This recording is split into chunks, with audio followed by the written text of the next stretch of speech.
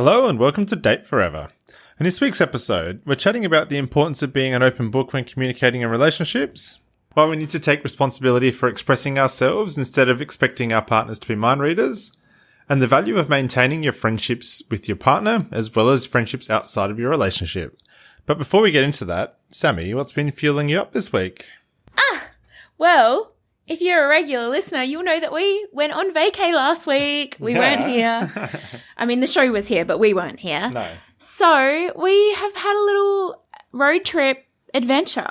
Yeah. We went and visited some friends in the Gold Coast, had our first ever trip to Byron Bay, and surfed and ate and hung out and connected with friends and did all the good things that you do on vacay. Yeah, it was amazing, wasn't it? Yeah, so that's what fueled me up. I would be lying if I said I was ready to come home. I definitely could have had at least a couple more days, but this was our first unplugged break in like 2.5 years. So it was definitely nice to, be away from the office for a while. Yeah, it definitely could have been longer, and it definitely reminded me how important it is to stop, unplug, new environment, which has admittedly been challenging to do in the last couple of global pandemic years. Yeah. But it was so good. And it was also just super nice. Like Byron Bay is one of those places where, you know, people who are visiting Australia go. And as Aussies, we hadn't been. No. It is quite often the way, isn't it, that often never a tourist in your own backyard, and so it is just nice to discover some of those places that everybody else has discovered.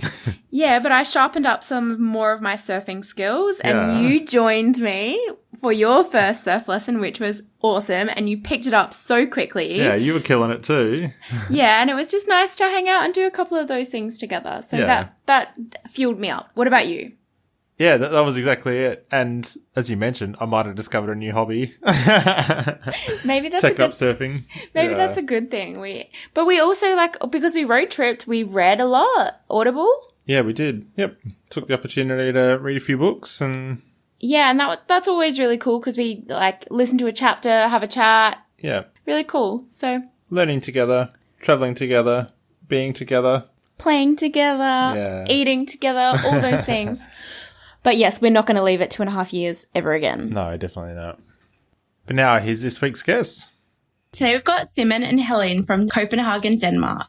They've been happily married for 12 years and they run a business together while also serving their local church. For the last 20 years, they've been coaching and mentoring people. As certified coaches, they focus on how our inner lives play out and how beautifully different we are as people. They believe that our spouse is supposed to be one of our best friends. Together, they support couples to celebrate each other's differences, prepare for married life, and everything between doing the dishes and maintaining an epic sex life. Welcome to the show, you two. Thank you. We're so happy to be here. Yeah, it's great to have you on the show. So just to kick off, can you just tell us a bit about your relationship story? Where did it all start? Well, see, already you're digging into the fun stuff because we have two very different stories. I want to start, honey, because mine is better than hers. So we have to go back to when I had hair and I was 24 years old. And I little boy. And I went to a job interview. And I went into this office and this beautiful leader of a company was sitting on the other end of the table and interviewing me. And what happened here was that she saw something she needed to keep a hold on. And she had to hire me for life. Yeah. And 2 years later, we were married. That's my story, and I'll stick into that. So basically, we met on the job. He was the first job interview I ever had. Oh, wow. As in the first interview you ever conducted? Yeah. I ever conducted, yeah. Yeah. He walked in, and I was 29, and I was leader in a small company, and he was 24, skater boy, studying to be a teacher, just jumping in there. So no, I was just cruising around. I wasn't interested in the first part, but then we got to know each other through working together. And that's how we met. I'm still sticking to the fact that it was love at first sight. Yeah, you are. Was it love at first sight for you? No, I don't think it was. But I have to admit, she was interesting. No doubt about that. And there's no doubt there was a beautiful boss and something like that. But no, it was definitely not love at first sight. She was interesting and there's definitely chemistry from the beginning. Yeah. It's really funny because he did not fit any of my criteria of what I wanted in a husband. Nate wouldn't have fit my criteria either. No, it's like he was too young. He was a skater boy. He was not like, I was looking for someone in a suit with a six-pack. So honestly, like if we hadn't gotten to know each other like we did, we've never been dating. Yeah. So you were working together as colleagues. Both of you were teachers. Is that right? No, I was his boss. Yeah.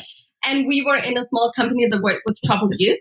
So we both had a place where they could live, but we also were around in schools and sharing how to live your life well, sharing how to make good choices and things like that.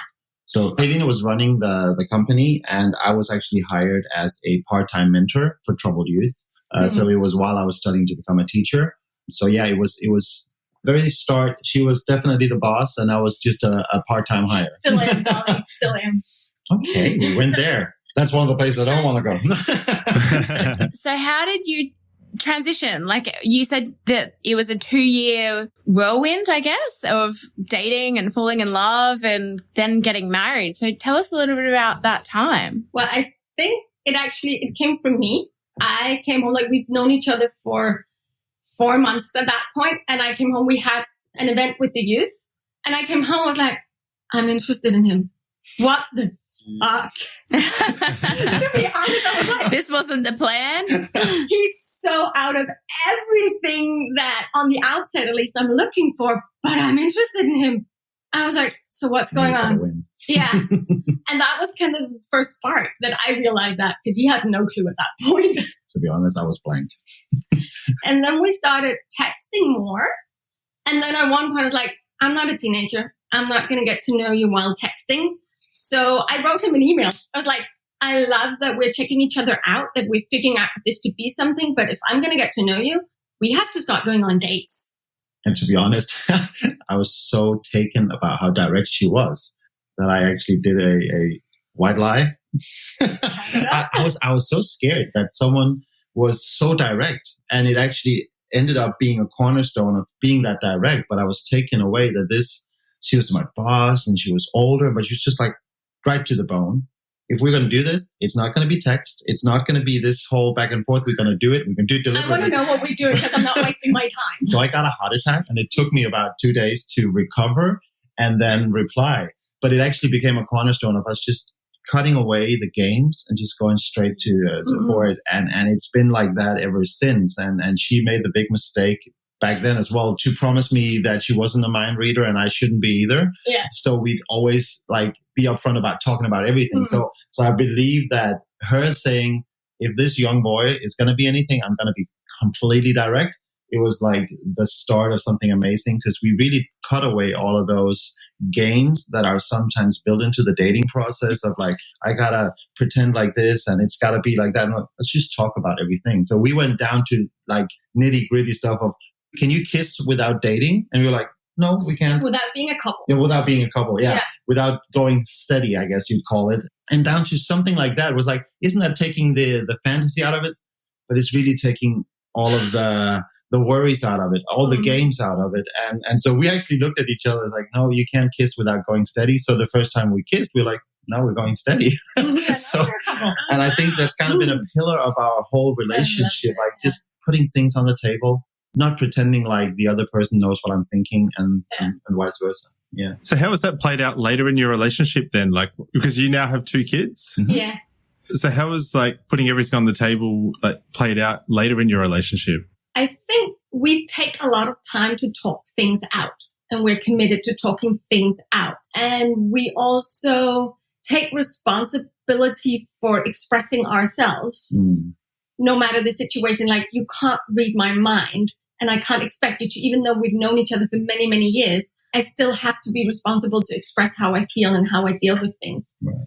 And so it is not uncommon that our kids are told, so mommy and daddy is just going to talk for a little bit now.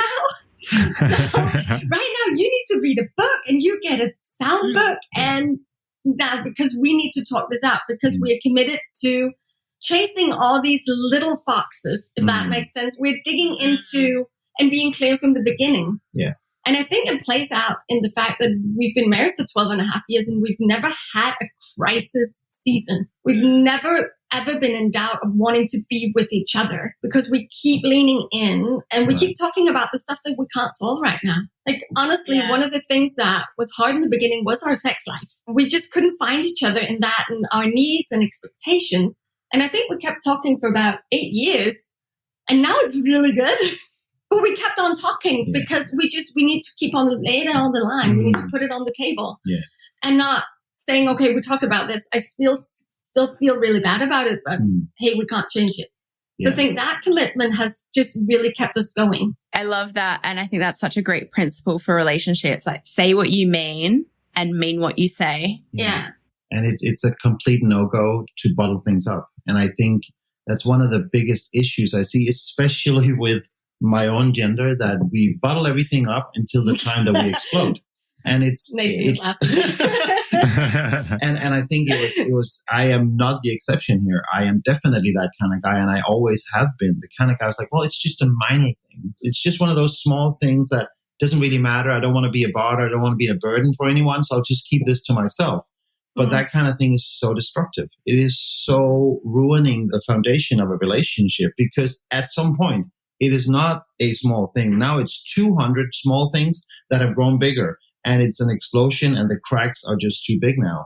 So I think from the very beginning, the fact that we decided to never be mind readers both ways and talk about all the small things. Sometimes you would be nice still. Yeah. If you could be nice. Yeah. And I am getting better at it. Again. And every time I think I know what she's thinking, I'm wrong.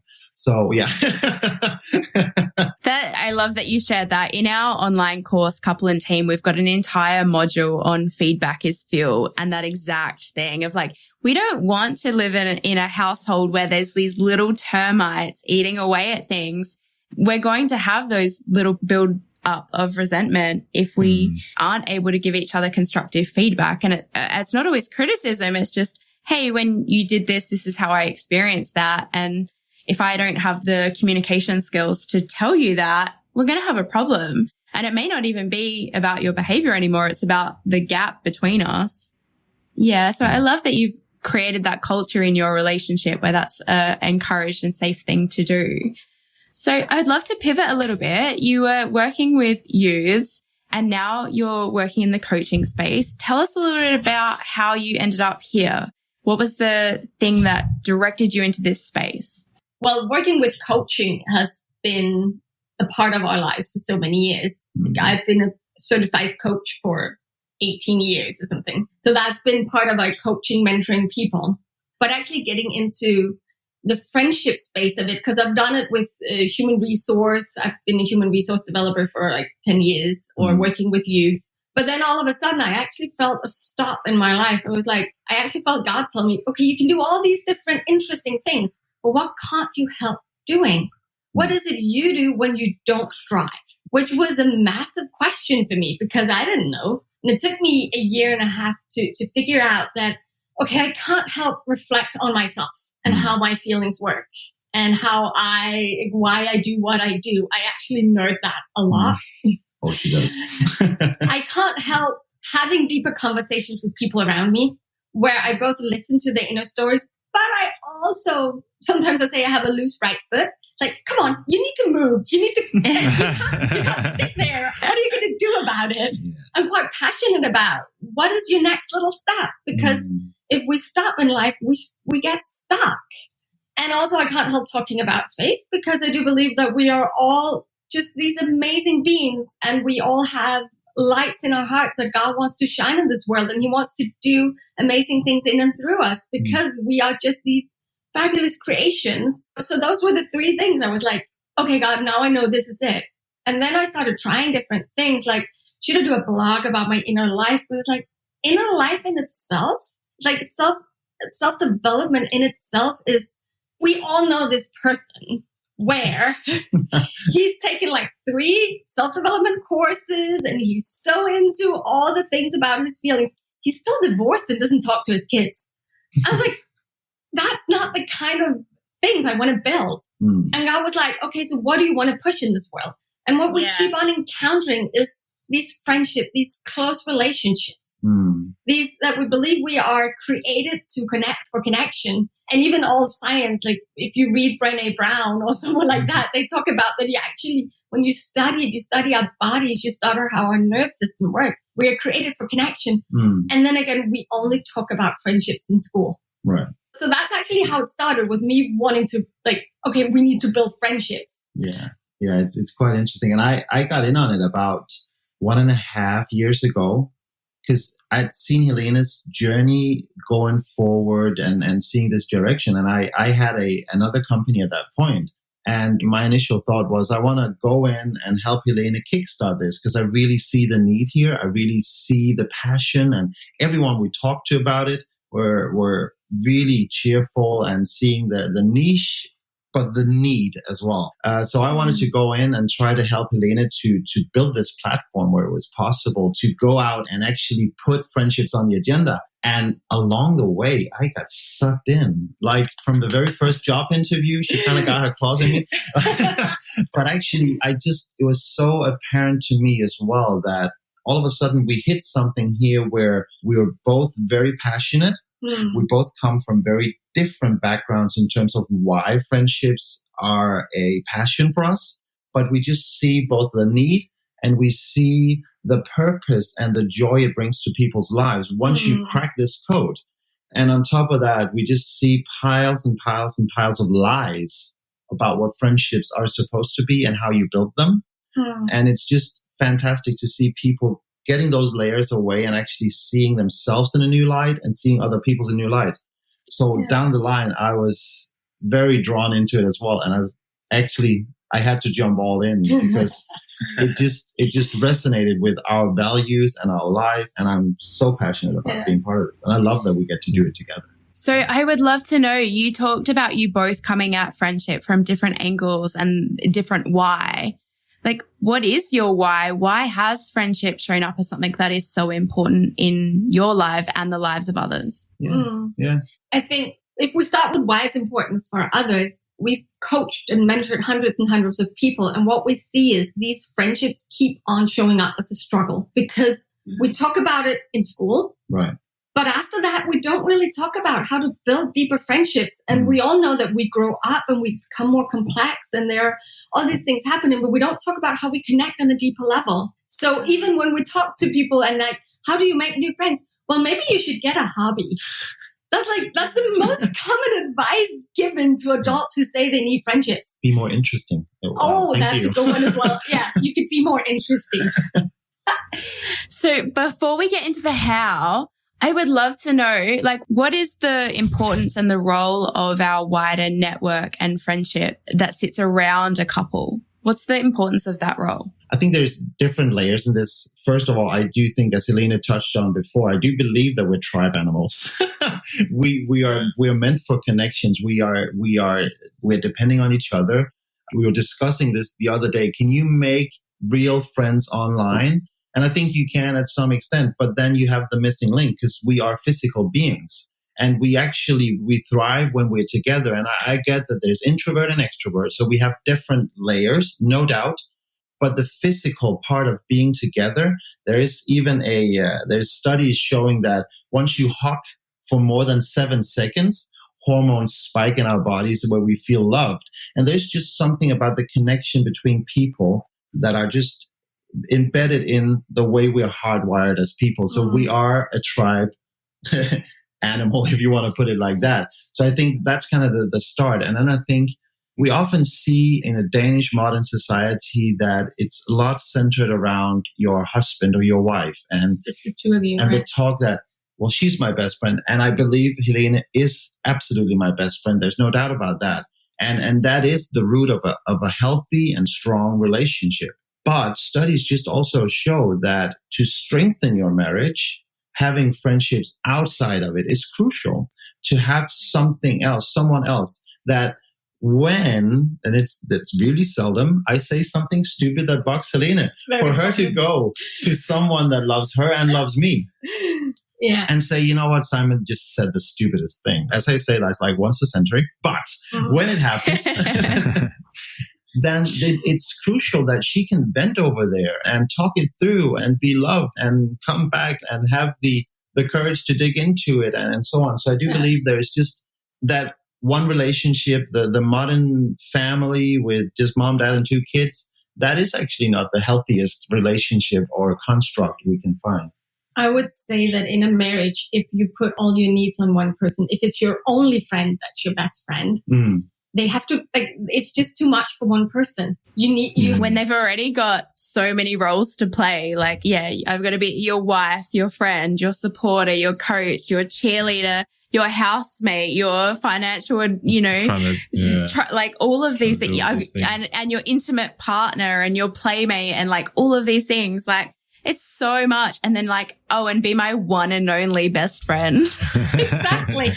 And there are definitely studies that show that marriages where there's strong friendships are just stronger because you have a wider foundation. You have more people who can meet your needs. And even in the season where you can't necessarily meet each other's needs, there's all kinds of seasons in a marriage or in a relationship. If you want to build it healthy on the long run, you just have to have more people in it. But also, like you say, the strength in having people so close that they can actually see what's going on has helped us time and time again to point out, well, you might not be seeing this in your friendship, but we can see, or in your marriage, but we can see that if this trajectory continues, you're going in a direction you don't want to go. Right. And we are just blind when we are in it. And that happens for all of us. Yeah. That's so valuable, isn't it? Yeah. So we've heard you talk about the 5 skills that it takes to build friendships. So can you run us through those? Yeah, definitely. Sure. And I love that you call it skills because that's actually, to start, I think we sometimes feel like it's a personality thing. Someone is more likable than others, but we firmly believe that is a myth and it's not true, that it is actually skills you can learn and improve on and then build your friendship from there. And we've narrowed it down to 5 skills. And the first one, we call it becoming a listener. Because the whole idea of how you actually listen with curiosity in a conversation, and we often say it's fun to think you have ears, but that doesn't mean you know how to listen at all. And going through how you actually listen in a conversation and not just listen to put in your own 2 cents. Like when people swap vacation stories, you're only waiting to tell about the best vacation you had because that's actually what was interesting. And that's not really listening. That's just waiting for your turn to say something. So we're talking about depth of listening. And in that, there's also a key component, which is asking good questions, knowing how to actually be in that. And it seems so fundamental to talk about listening, but everyone we've had through the program was like, oh, so that's what you mean with listening. Now I get it, because it's a game changer once you actually get to listen at what we call, we say there are 4 levels of listening. And once you get to the deeper levels of listening, it's a game changer in conversations in general. And then the second one is about building trust, because we all know when trust is there, and when it's not there, we can feel it in our body and it even goes into our nervous system. But how do we actually build it? Because there's so many books and philosophies and stuff like that. But how does it look Monday morning? Right. How does it look Tuesday afternoon to build trust in my friendships? So become very practical. And that's one of the things we really work on. We don't want it to be a philosophy. We don't want it to be the friendship philosophy. It's like playing football. You won't know how to do it if you just watch it on TV. You got to get your hands dirty. Yeah. So we're very practical, and we have this 90-day challenge in our program where once every day there is a little new thing to do to build trust and so on. Yeah, and the third skill is actually, we call it to identify your own inner language. Yeah. And this is a big one because we actually see that we have a problem in the way we communicate in general. When you talk to people and you're like, so who are you? The first thing we often say is, I'm a teacher, or I'm a coach, or I do this and I do that. But to be honest, it's got almost nothing to do with you. Who you are is about your passions. What makes you smile when you wake up in the morning? What makes you lie down on the pillow at night with a smile on your face saying, I did something great today. I had a great day. It's much more interesting. So we often find that because we talk so much about what we do, it's basically what we do the first 20 years is to find out, what am I supposed to do in life? So of course it's embedded in us, right? But it actually has so little to do with us. So we find that people don't have a vocabulary for actually, who am I? What's my vulnerabilities and what's my strength and what makes me happy? So people actually have to dig to find out. And the reason why we say we need that is if you're supposed to be loved for who you are, you have to know who that is and you have to show up as who you are. So it actually often takes a lot of digging for people to find into that. And that is one of my favorite parts of a whole program, helping people to put themselves on the agenda and actually finding out who they are when they get through the first couple of culture layers. And then the fourth one is about actually launching a plan and actually doing this, planning which friends do I want, where can I find them, what values am I looking for, how are the friendship dates going, did I like it, did I not like it, move on to the next if it does, like being really practical about searching for a friend.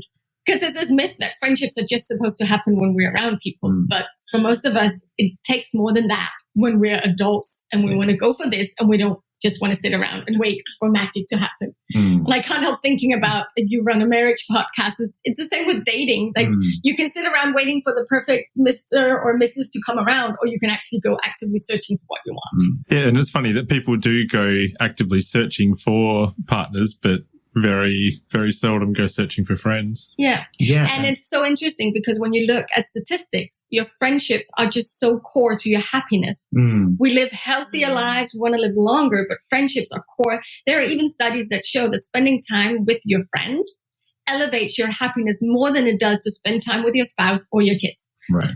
Well, I think if you asked either of us that question after a boys' weekend away or a girls' weekend away, study done. Validated. And of course, there's something about friendships, like you don't have all those nitty gritty little things that you do have to, you have to deal with conflict in friendships. And that's also a big part of what we try to put on the agenda, that you need to lean in and mend the cracks rather than just letting them grow. But definitely, I so agree with you, Sammy. So, getting me out with the girls and a drink in my hand? Yes, please. So this whole fourth skill is a lot about, we call it support and challenge. In the, we need to find out what we do, because there will be some uncomfortabilities. There will be some vulnerabilities when you start dating. There's some insecurities. And fear, rejection. All those good emotions. And then actually a fun thing is we often help people get away from their stereotypes as well. We have an idea that friendships comes from mutual interests, something what we can do together, but we often find that that is only initial. And it may be a good start, but it really doesn't matter if you both like going hiking. If you have nothing in common once you start talking, if your ethics and your morals and your values are miles apart, it really doesn't matter that you both like to walk. So we often go away from the initial idea of how you originally find friends with just the same sport. And then the last one we call decipher the differences. Figure out how different we are as people, because most of us, we do tend to pretend we're mind readers a lot of the time. Oh, she did that because of that. Oh, he did that because of that. And we automatically do it because we're a meaning-making species, right? We make up stories about why people do what they do. So we actually develop a language around how we're different. What are our different core motivations? How can we do the exact same things, but 5 people can do it from 5 different reasons? And how do we discover more of that to actually grow grace and grow curiosity and grow understanding in friendships, so that we can meet each other better and actually see each other grow and in the ways that we should grow individually, rather than thinking that we need to be copies. Yeah. I really like this, and I think this is really important. So, Nathan, I'm going to overshare a little bit here. Just a warning. So this is something that I'm actually very good at. I am naturally a relationship builder to start with, but then I've spent quite a bit of time refining, funnily enough, most of these 5 that you've talked about. And for me, that's almost came from a place of necessity, because my family is really small.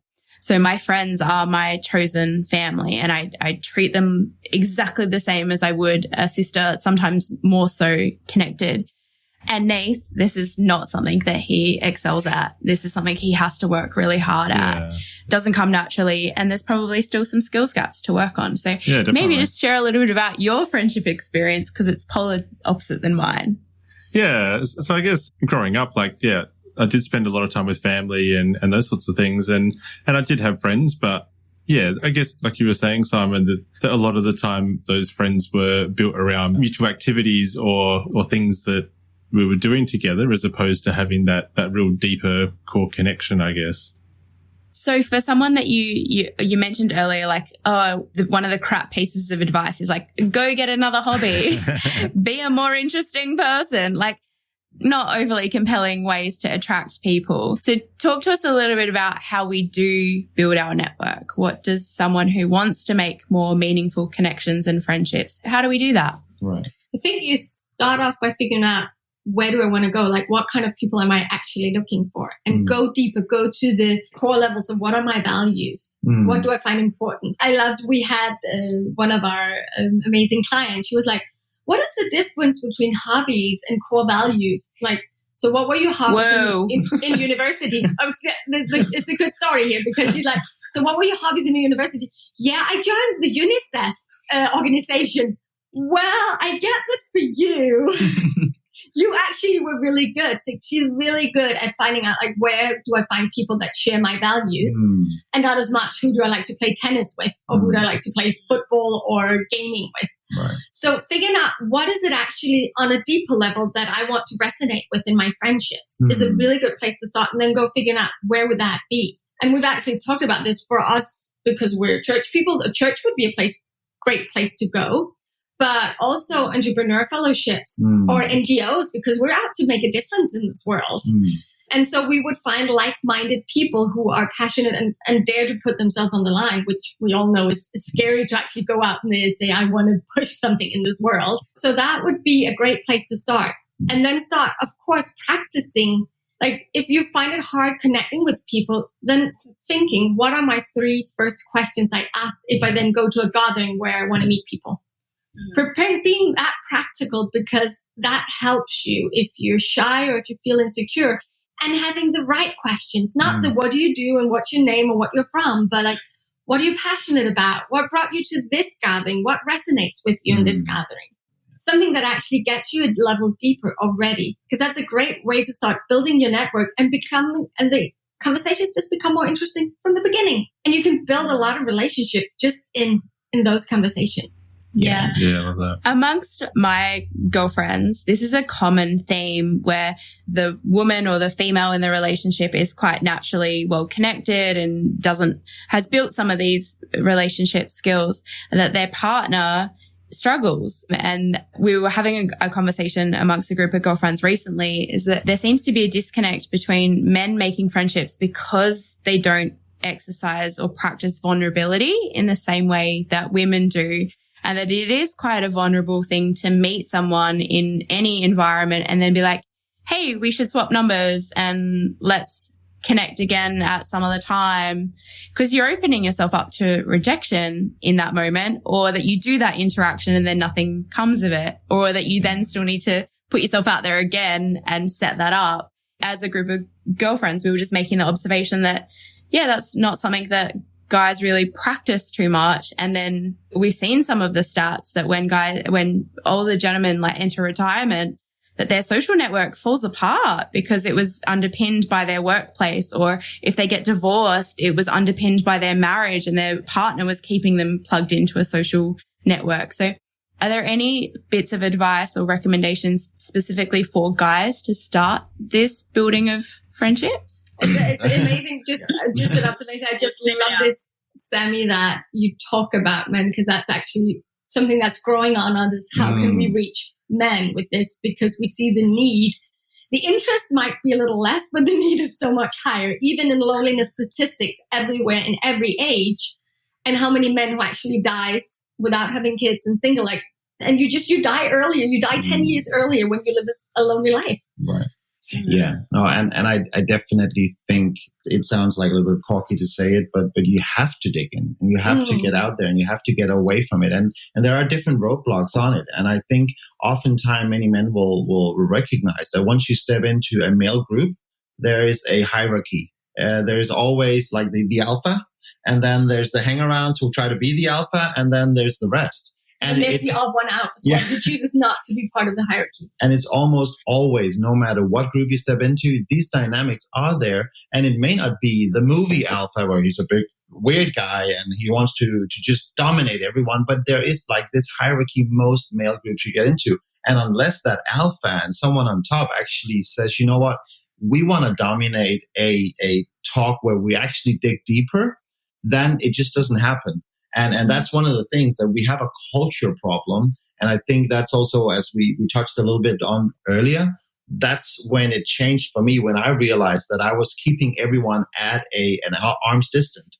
And I never had anyone really close. So I've always been the kind of guy who had loads, and I call them buddies, because I had so many people who I loved being with, and I never had a problem. There was always someone calling. So I never actually thought about who to hang out with, because I would always have someone to hang out with. So I just never thought about it. But then someone from my studies, she came over to me, and it sounded like a compliment when we started, because she said, and this was at a Friday bar. So you know what they say about drunk people and kids? That's where the truth comes from, right? Yeah. And she came over and she said, Simon, everyone in the studies knows you. Like, okay, well, thank you so much. And everybody comes to you when it's time to talk about problems. And again, well, thank you. It sounded like a compliment. And then she paused and she said, but Simon, does anyone know you? Like even a little bit? And that's when it hit me that she was completely right. Mic drop. Yeah, exactly. And she didn't realize. I actually told her a couple of years later, and she's like, yeah, I don't remember that conversation at all. But for me, it was a pivotal moment, because I realized it's so true. I grew up always thinking my own issues were so small, there's no reason to deal with it. I had older brothers with some drug troubles and areas to that effect, or what you call that. And it always kind of kept me just dealing with my own things. And I kept people away in the sense that I didn't want to be a burden. And don't get me wrong, I don't feel like I was overlooked in my childhood. I had a great childhood, everything. But I just kind of got this whole self-cleaning oven going on, right? And that meant that I never let anyone in when it hurt. I would just kind of retract, be myself, deal with it, and come back out when I was doing better. And this was actually just when we started dating. And I remember realizing, if she's going to be someone special in my life, this is going to be the first relationship where I changed that completely. And so I had a time when I was standing in the other end of the country, and I had spoken to my brother who was going through something, and I realized now there's two choices. I either bottle this up as I always do, or I call Helene, and 99% sure I'm going to cry. And I hate crying in front of people. And then I called her, and sure enough, I poured my eyes out. But that was the start for me to realize, for me to allow someone in, I have to open up about who I am and build the depth of it. And seeing that through friendships since, that when I let people in, it's vulnerable and there is a good chance that they can stumble all over it and it will hurt. But once they're in there and they don't betray that trust, the strength of it is so much greater. And so there's definitely the factor that we need to start changing the male stereotypes. We need to start changing some of those. Yeah, I think just specifically, if you as a male want to step into this, first thing is look around in your friendship group. Who could you go one-on-one with? Right. Because these conversations are easier one-on-one, especially when you start. Secondly, do something differently than you normally do, because we're habitual people. So when we're at the same places, we have the same kinds of conversations. So if you want to have a different conversation with someone, it will probably be easier if you do something differently. Right. So if you go to the same pub as you always go with your group of friends and you're just the two of us, it's probably going to be kind of the same vibe, even though you're trying something new. Yeah. And then third, before you actually go out, if you go hiking or whatever you do, think about just one thing you would like to talk about that's a little deeper. And it doesn't have to be majorly deep, but just actually prepare. It's such a good way of taking a step, because it's easier to do something we already planned than trying to learn something new in the spur of the moment. Yeah. So that's some 3 really practical things you can do if you want to step out into this. And then I think also kind of stepping away from the fact that we believe that all men are like this, because I find that once we dig a little bit deeper, most actually don't feel like this is the only way to be. And I remember in one of my friendship groups a couple of years back, one of our friends, we have this once a year, we go to summer house, and he put out there one night, he's like, you know what, why don't we take a round and do like the whole kind of a Thanksgiving kind of vibe where we say one thing we're happy about and one thing we're struggling with this year. And he's like, I know this sounds a little bit weird. We've never done it before. And everyone was laughing to begin with, to be honest. But from that day on, it was like, do you remember when we did that? We should do that again. Because it just built a strength to the whole group. And it was very vulnerable for him to step out and say, you know what, let's try something new. But it became a pivotal thing for this friendship group that, no, we actually do this every year now because we just want to touch base and not just be buddies playing board games and hanging out and making a fire. We actually want to be the kind of guys who contact each other about these things and help each other out. So I don't think we're not as far off as we think. Someone just have to dare to be the first one to actually say, you know what, let's go a little bit deeper. Let's not just be drinking buddies. Yeah. So thank you so much for this, Chad. But what I would love to know to sort of close us out are what are some of the practices and habits that you've got in your own relationship to keep it fueled up? Whether or not it's around nurturing the friendship that you've got with each other or outside of your relationship. Love to know what are the things you're doing. One of the first rules we have is we French kiss every day. And it's not enough, but there has to be a double there. And there are two sides of this. One is we are not just friends. We are also romantic partners. And like we'll kiss our kids on the mouth, but I'm not kissing my kids like that. Right? Luckily. So it keeps this whole, the romantic, the sexual side of things. It's part of our everyday life. But it also checks in because if you're mad at someone or you're feeling resentment and you're French kissing them, you'll know. You feel it. It's like, I don't feel like French kissing. Yeah. Maybe we should talk. We should talk more. So that's like a really low practical thing we do and are committed to doing every single day. Yeah, I love that. Little temperature check. Yeah. And I know, I mean, we did a couples, we do some pre-marriage talks every now and again with young couples in our church and outside of church where people just come over and chat. And this is one of those people laugh about, but then come back later like, oh, now I see what you're talking about. That one is a game changer. And it's a fun thing. And for us to stay with the romantic side as well, one thing that I actually do as well, I'm very intentional about when Helene is changing. I know it sounds weird. I'll run into the bedroom and just look at her. I'm like, you don't get to throw off your clothes without me looking and enjoying it. And this is so funny that you say that because I have a thing. If Nath has seen me naked and not responded, I'm like, excuse me, why are you not looking at this? Yeah. And he's always nudity. And enjoying, by the way. But I think there's two sides of it. One thing is I want to keep it playful. I don't want to be the couple who are just forgetting it and rather just have it, and then in Denmark you say that men after a certain amount of years rather just have a steak than sex. Yeah, I don't want to be that. Yeah, there's actually statistics who says that. It's horrible. I don't want to be that guy, but I want to play around with it. Steak's good, but not that good. No, I do like steak as well, definitely. And playing around with it, there is something about the fact that we can change our mindset and we can practice and stay in it, or we can forget and lose track of it. So for me to run in, make a little bit of fun with it, it keeps me actually like that. It keeps me actually that I do adore my wife and I do think she's the most beautiful being on the entire earth. And I think there's something to me intentionally always just choosing to do that as well. And I do find her amazingly sexy, but I could lose that if I don't stay. Well. Exactly. Yeah. So I think it's important. It's an important practice for us to stay in that and play around with it. Yeah. I think also it's very much a mindset game as conversations. Well. It's always with a kiss. Like even having the habit of never just letting it be cold or just there's always that part of everything. Like, okay, kiss, see you, love.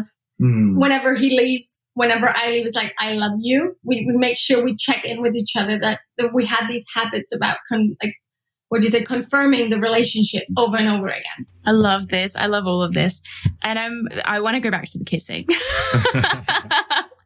So practically, do you have a little ritual around it? Like, do you do it at the same time every day? Or is it like, oh, surprise, morning pash? Oh, surprise, bedtime pash? Like, talk to me a little bit about, I want more details. There you go. Around the French kissing, we don't have any specific time. And it is actually sometimes like, we forgot it today. Running over, kissing. It's like, good night, honey. And then it'll be a good smooch. You have a different ritual that always involves kissing as well. But that is actually whenever the first one leaves the house, and it's often our 8-year-old, he walks to school, we'll actually just stand together, hold hands as a family, and just pray together. And just kind of start the day with a giant hug, praying together. And then in that sense, there's always the kiss. And the funny thing about that ritual is it's become something that the kids enjoy. It's actually Asher, our 8-year-old, who's like, mommy, daddy, it's time to pray and kiss and say goodbye. So that's definitely a ritual that kind of spills over from the fact that we have this going on, and now it's just become what we do as a family. So holding hands, just praying together, giving a massive hug and sending off is a massive ritual that, as I said, spilled over from our start. Yeah, because we did that before we had kids as well. Whenever someone would leave the house, we'd be checking in with each other. And I think this works whether you're a believer or not. We would pray together, but even just like going over like, so this is going on today. Have a great day. I love you. Like being there with each other before we say goodbye is actually a ritual as well that keeps, now it's our whole family keeps fueled up. But before it was just us that we kept on being connected. Right. And never losing track of that connection. Yeah, I love that. Because even if you do take the religious prayer moment out of it, you can make it totally mindful, totally present, totally immersive couple of seconds to just connect. I love that. I think that's really beautiful practice. And it's so nice that you have continued it with your kids too. Yeah. And another funny thing, it's a little bit of a side story. In our younger daughters, you are a storyteller. I am a storyteller. I know that. Our younger daughters, kindergarten, they actually started doing prayer at the table without the prayer part, because we hold hands before we eat, and we just like, briefly pray or sing a song, and we just present because we don't want the whole dig in. We actually want it to be a family moment when we eat as well. And then they found out because Ellie started taking kids' hand around the table in kindergarten, and one of the pedagogues came over and was like, "That's a brilliant practice. Where does that come from?" It's like, okay, well, we pray. It's like, yeah, we don't do the prayer part, but holding hands and just being present with all the kids around the table is phenomenal. It just sets the mood for now we're actually starting to eat in a completely different way. And I love these small rituals that just grounds us. It just marks from not eating to actually now we're here eating, having a meal together. And we did that before as well. And we're just present in it. And I think that's, again, when you say take the prayer out of it, but we're living in a so high-paced society. So to actually just say, hey, let's just take a breather. Let's just be here with each other. Put the phones away. I'm sorry I brought that up. And just be with each other. Be right here for the next 15 minutes. Let's make it a family time. I think that is a golden rule as well for families or couples or whatever it is. Like, let's just set a time, say, let's do this right now. So these rituals going into whatever it is, I think can be golden for setting the culture of who you want to be as a couple, as a family, whatever it is. Fan of rituals and habits, definitely. Yeah, absolutely. And that sets the tone for everything, right? Those rituals, those habits, those patterns, those moments of connection, like they layer on top of one another. Nathan and I have got some that started in the first few years of our relationships. And then we've got ones that are like fresh. It's like, oh, that's a new thing that we do. And I really like it. And we've got this evolution of behaviors and moments of connection. Like, and that some of them are really, really simple. But like, for example, when we open, when we have any kind of drink, doesn't matter what the actual liquid is, we'll take a moment and clink glasses and have very conscious eye contact and say cheers. Yeah. But funnily enough, this started because we had some people staying with us. We had a Korean couple staying with us we were renting out our spare bedroom for a little while. And we were watching them do it. And we were like, this is such a beautiful moment of connection. And we're like, grab, steal, we're keeping that. I had a glass of wine and had like real intentional eye contact when they said cheers. And it was just one of those things that we're like, oh, I really like that. Let's steal that one. But it's micro and they add up to a wholehearted, meaningful relationship. And it literally takes a second. Right. And what I love about what you're doing there as well is it's like the best strategy in the world to make something into a consistency. You're habit stacking. You're saying whenever we drink, let's just take a time of eye contact because we will drink at some point throughout the day. And you're building something you want to join in on top of that. And I just love it. And I think that's one of the strategies we use a lot, the whole thing. What do you always do? And can you add something good of value on top of that? So, and it just becomes a practice and it becomes so valuable. And all of a sudden you don't think about it because now that's just our culture. That's just what we do as a family and as a couple. And I love the fact that you do it around something that happens every day. And you just get to practice that more and more. That should be our coffee, darling. Oh, coffee. Yeah, cheers. Connect. That. Yeah, keep. Have it. Take it. Make it your own. And we love it. So thank you so much for joining us. To say thank you, we've provided a support session to keep a child out of an armed group in Colombia. We know that peace, justice, and strong institutions is really important to you, and this is a really great way to intercept and keep a child on a path that will serve them, because once they end up in a gang or a group, it's very hard to get them out. So thank you so much for making that possible and for joining us today. That's beautiful. No worries. So Simon and Helene, if people want to connect with you or learn a little bit more about what you do, how should they do that? Yeah.